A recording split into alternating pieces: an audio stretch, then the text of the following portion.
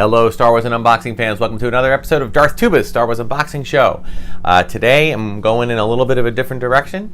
One of our very faithful viewers and great commenter, you can actually see a lot of his comments, Palpatine1975, actually had a suggestion for a video focusing on my collection on a couple of specific items, maybe dealing directly with the Clone Wars, okay? And I thought about it and I said, you know what, that's maybe a possibility. I could try to do something like that. And then I began the process of trying to do it and realized that in and of itself is a huge undertaking, bigger than you might imagine, okay? So, and the reason for that is very simple. The collection is vast, okay? You don't realize how much items, if you're not putting this stuff up in your own, in your house, like on shelves, right where you can see them every day, you lose track. You do, especially over the last 20 years, especially over the last 10 years, with the Clone Wars being so prominent, and not only in TV shows, but also in the vehicles that they've released. I mean, there was a lot of vehicles that came out, and what I'm showing you right here is essentially a small snippet of all of them. So what I figured I would do is I would go through and kind of walk through each of these and do kind of just part one, and then maybe I'll get a part two going, a part three later on, that kind of thing. Okay, so Palpatine1975, I hope this is good. I hope you enjoy, and again, for all the rest of you, please spread the word. Now, mind you, I'm going to say this: there are many toy collection podcasts and YouTube channels and everything else. And again, I do this because I love it. I do it because it's a hobby. I'm not in this to make any kind of money. I'm simply in it to enjoy, pass along the love of Star Wars collecting. And I'm also a person, by age, I should be considered an OT guy, which I am. I was born and raised during the years of the original trilogy. I do have an affinity for the prequels. I find that, what people... and I've said this in previous episodes, you're entitled to your opinion. I know a lot of people are not big fans of the prequels. A lot of people didn't like the storyline. They didn't like the characters, the dialogue, the Jar Jar Binks, whatever you want to say. And I respect that, understand it. I even can agree with certain criticisms of the prequels. And by the way, when I talk about the prequels, I'm also bunching into that the Clone Wars cartoon series, because it took place in the prequel era. But I do always want to say that there's a certain nostalgic feeling that I have about certain movies. Okay, let's say, for example, the Back to the Future trilogy. I love those movies for different reasons than I love Star Wars, but I love those movies. I don't collect a lot from those movies. I don't have a lot of toys or anything from those movies, but I do enjoy the Back to the Future series of movies. And they have said time and time again that they have no intention of continuing on, adding more. There's no interest in doing that. Now, who knows what will happen in 5 years, 10 years, whatever. And if they do ever decide to make a new Back to the Future trilogy, I will probably go see it, and I'll probably enjoy it for what it is.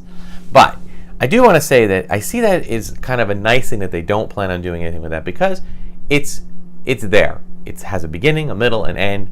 It's a story, and it doesn't have to be expanded on, okay? So, for that purpose, I like that, and that's great. But this is Star Wars, and Star Wars has now become something that is very much ongoing. It's very organic. It changes. It ebbs. It flows.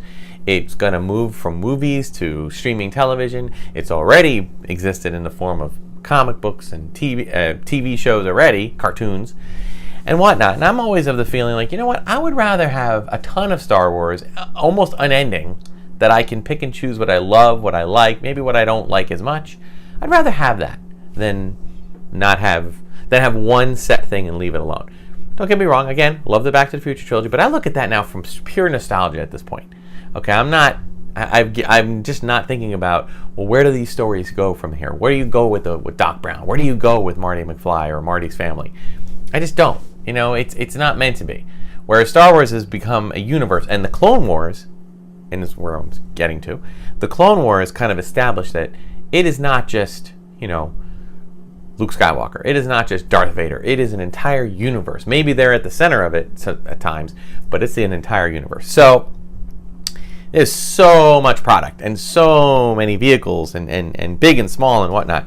I just thought I would kind of share with you a few here. Okay, so thank you for your patience as I go through these. Okay, we're going to start kind of closest to me. Okay, we have this beautiful item right here. This is I'll you know what I'll do? I'll get a close-up shot of each of these and I'll put them in. This is the Y-wing bomber. Okay, and it's got your typical Star Wars vehicle. This is one of my favorites, and I think it's just, again, the old school in me loves the look of it. Okay, loves the fact that it's essentially it feels like an original trilogy vehicle. Now I'm going to press some buttons here. I have no idea what to expect. There we go. It has like a little feature here with guns that pop up, and then you can press them. I don't know if that's going to stay shut, but okay. It's got a little droid socket to put an R2 unit in. It's got, that's probably going to pop open. It's got a front and back cockpit. Got a gun in the back here, and of course it's got a button here to release bombs on the bottom. So, and there's a really cool backstory to this, I believe, if I'm not mistaken. I believe that the Y-Wing was originally intended to be like the Y-Wing fighters that you see in Episode 4 and a little bit again in Episode 5 and 6. And it was that these are the original. These are like the souped up, factory fresh, the new fighter smell, right out of the factory. And then, when the rebels got a hold of them, they're, another 20 years old, and and a lot of the fuselage has been picked away, and they just become essentially, bare bones vehicles that they just serve their purpose, and that's it. So if that is part of the story, of course, that I think might have been Legends or whatever, might have been something in not in canon. But I love that story, and I think that's really cool, and it's kind of cool to have that. All right, so there's your Y-Wing fighter. Now we also have, again, I'm going closest to me. We have this one. I have to be very careful with this one. And by the way, we're just kind of going through a little bit of a go through. Okay, we're not going to go and give you too much detail on each and every single one. Okay, but this is the Hailfire droid, and this is one of the few that is actually remote controlled. I do believe I have it working, but I don't have a lot of room to run it, so forgive me. Maybe what I'll try to do is see if I can get it to run in a little video at the end if I'm able to. If I'm not, I apologize. And again, I've said this in previous episodes. Anything with battery power, I typically take the batteries out just because I want to avoid battery leakage. I'll try to put them in to demonstrate sometimes, but it just sometimes it gets away from you. So it's got a lot of weight to it, the Hailfire droid. By the way, I used to call it, for the longest time, when you look at it real fast, I always thought it was the half-fire droid, which I didn't get. Why would it be a half-fire? Is it half-firing? Is it only firing half of its weapons? Why do they do that? But when you look at it real fast, tell me that. Tell me now that I said half-fire droid, that you look at the title to this. Just look it up anywhere and tell you, it just kind of the words switch around and you don't realize that it's actually Hailfire. And I think the idea behind it, and it's a really cool effect with the toy as well. You see these little red missiles here? They can, you run the thing, and after a few cycles, it'll just start shooting them. Boom, boom, boom, boom, boom. Great, real easy to lose the missiles. So, and again, this is not really one. This has no option for a figure to be placed anywhere. I don't think it's really just got the mechanisms for the remote control. So, but there's your Hailfire droid. Okay, and again, all these vehicles came out kind of between basically when Episode 2 came out through, I would say, 2010, 2011, around that time. This is a Republic gunship, one of many Republic gunships. I did not collect all of them, but I do have some of them. And this is one from the Saga collection. Not remembering off the top of my head the year for that, but as you can see, it's got like the peg holes to put your figures. You can line up all your clones. You got a double cockpit for two people here. It's got a nice little handle that you can hold it and fly with it. It's got a little grappling hook thing on the back, and you can actually lock in the. You can try to lock in. There we go. think that's what, yeah, there we go. That locks them out there. So that's a nice little play feature. I think about it, I don't know if this one has any electronics. I don't think it does. I could be wrong. And then it looks like you can actually drop the base. So you can actually, this base comes off, and then I think you can actually either drop it or pick it up. So that's kind of a cool little feature. Hard to get these things like all on there. I will tell you that the front guns on it are missing. I think they actually might have fallen off and are probably under a couch somewhere. What can I say? All right. What else we got? All right, so we got over here, we got our Trade Federation tank. Okay, they've come out with many of these. I love how basically this is very similar in every aspect to the ones that came out for episode 1, the tan ones. They've just did it in a new paint scheme. I actually found 2 back there, but different paint schemes. So that's kind of a cool thing, to set up kind of army building or tank building. So that's neat. And it's got its little cockpit to put your battle droid in.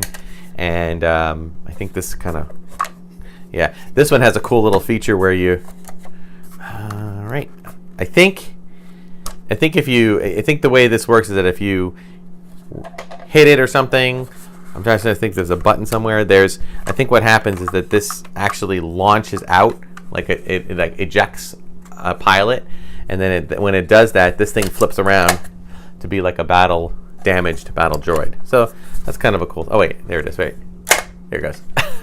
So cute little feature.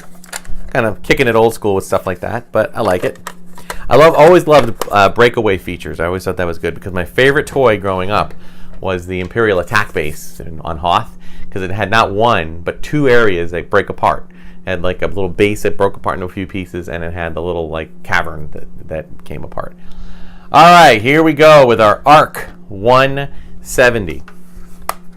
Okay, ARC 170. This is a Republic vehicle. Okay, this one has a couple of cool features. Obviously they all come with missile firing. I got to tell you, this thing was in bad shape when I took it out. It was very dirty. Just some places. I think there was some moisture coming into part of my basement. Not enough to cause leakage or anything, but just some dampness. Just some general dampness. I have a dehumidifier, which, by the way, if you're putting stuff in the basement, always have a dehumidifier, particularly in the summer months if you live in climate changing area. But it wasn't in that room, it wasn't deep into the room where this was. So I'll try to move it in there for future summer seasons. But it's got the double cockpit, it's got all the missiles firing, it's got a nice little thing where you can, has a little bomb drop, and you can even kind of set up a handle. So you can, let me get this down, there you go. You can kind of hold it like a handle, so it gives you some maneuverability. This is said to be the precursor to the X-Wing fighter, so that's cool.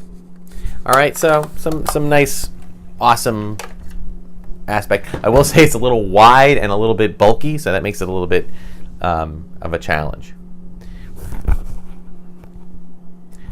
Okay, so got a couple more here. We got if I can get this without knocking anything over.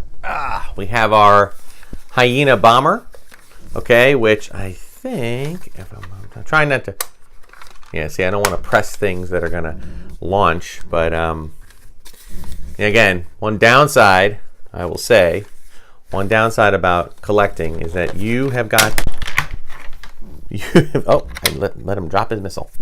You've got to keep track of how all these things work. I do maintain all of the directions and stuff. I keep a file of all those, and you can look for stuff online, that kind of thing. But this one has that kind of an opening up thing like that. I thought, no, I don't want that. I'm trying to look for the way this thing's supposed to open up, but it doesn't seem to want to do it. So anyway, you can see it's some unique play features. Again, this is a droid fighter, so obviously no room for a figure. Okay, so there you go. Don't knock yourself over. Stay right there. Almost last but not least, pardon the spider webs here. Appropriate that there are spider webs on this, because this is, and I had to write some things down because there's some, one thing that, Hasbro and Kenner before it did kind of struggle with is, naming the vehicles, because when you see them on the screen, they are just vehicles on the screen. But Hasbro and Kenner before Hasbro had to name them. They had to put a name on the box. And some of these were, came from Kenner, and some of them they made up. But this is the homing spider droid. Okay? And again, the droid vehicles, I wonder, they kind of move up like that. So they kind of have a cool thing. I kind of wonder, though, among these, if they have a little less play value, unless you're playing war, you're setting them up with all of your other, clones and battle droids. If it's a little bit, less play value, just because you can't put a figure in it, you can't have the figure interact with it. I suppose you could have a droid interact with another droid, but I guess that would be all right. So now I did have one more. I have this one, but I have a confession to make. I'm going to talk about it. First of all, it's got a really cool kind of, it's got some versatility with its wings. Okay, nice there. It's got the your typical landing gear. It's, Star Wars. Nice thing. It actually will hold 6 figures. That's pretty cool. I don't think it has any electronics or any missile firing effects. Okay. This came out in 2010, I know, because it says so on the bottom. That's the year it came out, was 2010. I need help. Loyal Darth Tuba watchers. I have no idea what this is. I am so sorry. But as I said, I never claimed to be some kind of an expert. I'm just a toy collector. But in collecting toys, I also, I realize that with so many toys out there, especially during the Clone Wars time period, so many vehicles, it's impossible to keep track. Okay, so what I'm bringing it out to you. Okay, if somebody could please comment in the comment section and just give me a name of this vehicle. Okay, all you have to do is put the name in. I will look it up once I see it, and if you the first one to do it, and if I see that they're right, I will gladly throw out a shout out, and thank you so much for helping me out there. Now, as you can see, I have touched upon 1, 2, 3, 4, 5, 6, 7 and a half, because I didn't really give a name for this one. So 7.5 vehicles, and it took a little bit of time for me to go through them.